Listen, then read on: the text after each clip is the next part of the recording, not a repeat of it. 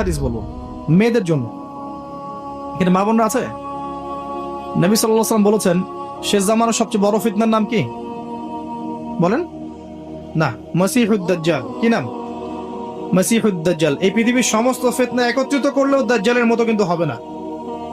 এই দাজ্জালের অনুসারী হবে এক শ্রেণীর নারী।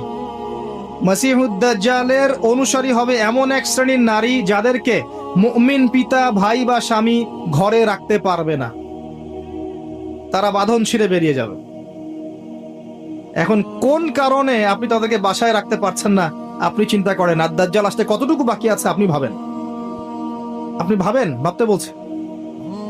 আরেকটা হাদিস নবীজি বলেছেন, আমি এক শ্রেণীর নারীর কথা বলছি যাদেরকে আমি এখনো দেখি নাই, মানে 1400 বছর আগে তারা ছিল না পৃথিবীতে, তারা আসবে এক সময়, যারা জান্নাতে যাবেও না।